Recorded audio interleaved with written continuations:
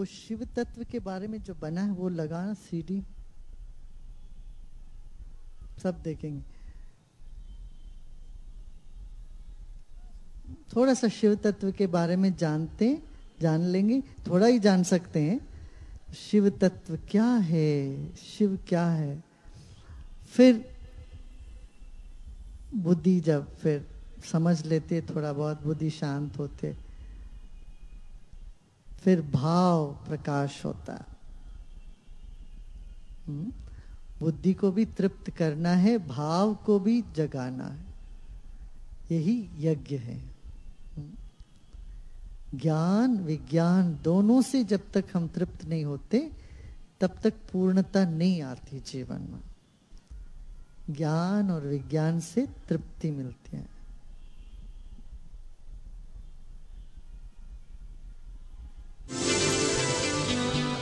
कई विज्ञानियों ने इस पर काम किया है, कुछ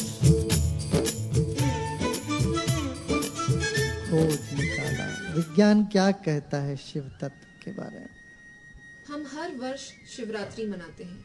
हम शिवरात्रि रात में ही क्यों मनाते हैं? रात्रि शब्द का अर्थ क्या है? रात्रि शब्द का अर्थ है जो आराम दे। रात्रि का अर्थ है जो 3 प्रकार के कार्यों से मुक्त कर दे। कायिका यानी शारीरिक कार्य, वाचिका यानी बोल, मानसिका यानी मन के विचार। व्यक्ति के सोचने के 3 स्तर हैं: आध्यात्मिक, स्थूल जगत के विचार, आदि भौतिक, भौतिक विज्ञान व आसपास के वातावरण के विचार, आदि दैविक, सूक्ष्म विचार। रात में जैसे ही व्यक्ति सो जाता है, विचारों के तीनों स्तर लुप्त हो जाते हैं और व्यक्ति पूर्ण विश्राम में होता है। इसीलिए रात्रि का अर्थ है जो आराम दे। यह अपने आप में इतना सुंदर शब्द है जिसका अर्थ व कार्य इसी में निहित है। हर जीव अगले दिन के लिए ऊर्जा प्राप्त करता है और तरोताजा महसूस करता है। अगर जीव मात्र के लिए यह विधि है तो फिर प्रकृति, पृथ्वी और ब्रह्मांड के लिए क्या है? इस प्रश्न के उत्तर के लिए हमें पहले प्रलय का अर्थ समझना होगा और यह समझना होगा कि प्रलय का अर्थ बाढ़ से हुआ विनाश नहीं है, बल्कि नई सृष्टि के सृजन की व्यवस्था है। प्रलय 4 प्रकार के हैं: नित्य प्रलय, प्रतिदिन होने वाला प्रलय; नैमित्तिक प्रलय, कभी कभी होने वाला प्रलय; आवंतरा प्रलय, कर्मबद्ध प्रलय; और महाप्रलय यानी अंतिम प्रलय। हर प्रलय पृथ्वी व ब्रह्मांड के नव निर्माण की ही व्यवस्था है। ये सब समझने के बाद आओ अब हम ये समझें कि नव सृजन का कारण क्या है। सृजन शिव का ही कार्य है और विनाश तो इसका एक हिस्सा है। शिव क्या है? शिव का अर्थ है मंगल यानी शुभ। शिव जीवन है। शिव शब्द में बंधा है श, ई और व। श से शरीर, ई से ईश्वरीय और व से वायु यानी गति। अतः शिव का अर्थ है जीवन और गति युक्त शरीर। अगर शिव से ई निकाल दें तो रह जाता है शव यानी मृत शरीर। शिव एक तत्व है यानी एक धारणा। ये शिव तत्व इस सृष्टि प्रपंच में 3 रूपों में विद्यमान है। एक अरूप, दूसरा रूप अरूप और तीसरा स्वरूप। शिव की ये 3 स्थितियां क्या हैं? अरूप यानी आकार और रंग रहित वस्तु। समय व स्थान का यहाँ अस्तित्व ही नहीं है। यह ब्रह्मांड के निर्माण के पहले की स्थिति है। रूप अरूप, रूप का अर्थ है आकार और अरूप का अर्थ है आकार रहित। इस स्थिति में शिव का कोई स्पष्ट रूप नहीं है। यह निराकार से आकार में आने के बीच की स्थिति है। यह सूक्ष्म से स्थूल होना है। यह इस श्लोक ना सतासीत नो सतासीत तदानीम में अच्छी तरह समझाया गया है।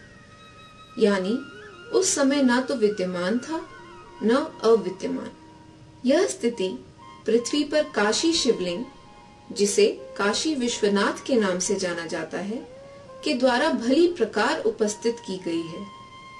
इस लिंग को बाण लिंग कहते हैं, यानी पूरी तरह से आकार में न होना। सूक्ष्म से स्थूल का ये परिवर्तन कैसे है और हम इसे कैसे समझ सकते हैं, इस तथ्य को समझने के लिए हमें इसे काशी विश्वनाथ की सहचरी विशालाक्षी की दृष्टि से देखना होगा। आक्षी का अर्थ है दृष्टि।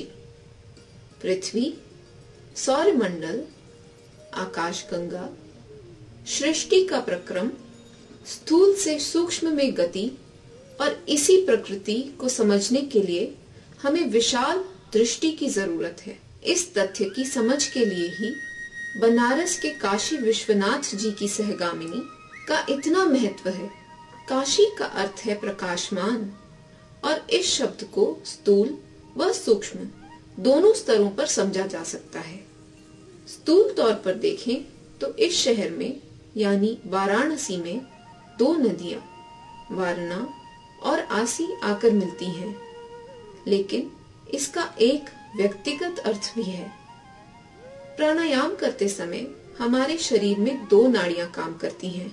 बाईं ओर से श्वास भरते समय चंद्र नाड़ी गतिशील होती है, इसे वारणा भी कहते हैं, और दाईं तरफ की नाड़ी सूर्य नाड़ी है, इसे असी कहते हैं। ये दोनों नाड़ियां दोनों भौहों के बीच एक बिंदु पर आके मिलती हैं और यही बिंदु हमारे शरीर का काशी है और हमारे शरीर का प्रकाशमान अंग है। जब प्राण वायु इस काशी बिंदु से शरीर को छोड़ती हैं, तो मनुष्य इस जन्म मरण के चक्र से मुक्त हो जाता है। शायद इसीलिए काशी में प्राण त्यागना शुभ माना गया है। शिव की स्वरूप स्थिति आकार सहित है। इस स्थिति का सबसे प्रसिद्ध रूप शिवलिंग है। शिवलिंग का प्राकट्य सर्वप्रथम सृष्टि के निर्माण के समय हुआ। शिव पुराण में इसकी एक कथा है। ब्रह्मनाद के उत्पन्न करने वाले प्रबल विस्फोटक के तुरंत बाद ब्रह्मा और विष्णु प्रकट हुए। इसके बाद ब्रह्मा ने विष्णु से पूछा कि मैं ब्रह्मा कैसे उत्पन्न हुआ। विष्णु ने कहा कि मैं विष्णु ही तुम्हारा पिता हूं। लेकिन ब्रह्मा को उस उत्तर से संतोष नहीं हुआ। उसी समय उन्होंने एक तीसरा देखा, जो था एक ज्योति स्तंभ स्वरूप लिंग। ब्रह्मा और विष्णु दोनों को जिज्ञासा हुई कि यह आखिर है क्या। ब्रह्मा हंस का रूप धरकर उसकी सीमा ढूंढने एक दिशा में गए, तो विष्णु वाराह का रूप लेकर दूसरी दिशा में। लेकिन कहीं सीमा ना पाकर दोनों अपनी जगह पर वापस लौट आए और तब उन्हें यह ज्ञात हुआ कि यही शिव है। इस कथा में एक बहुत ही ब्रह्मांडीय विज्ञान संबंधित अर्थ छुपा है। वो क्या है? आधुनिक ब्रह्मांड विज्ञान के अनुसार यह समझा जाता है कि प्रबल विस्फोटक के बाद तत्काल ही ब्रह्मांड का असीमित विस्तार हो गया। शिव पुराण की इस कथा में भी जो ज्योतिर्लिंग प्रकट हुआ वो सीमा के परे था। अतः यह एक वैज्ञानिक सत्य सिद्ध हो चुका है। हमारे पूर्वजों ने शिवरात्रि का पर्व इसीलिए आरंभ किया ताकि हम सृष्टि की उत्पत्ति व उसके बाद इस प्रकृति का स्वरूप जान सकें।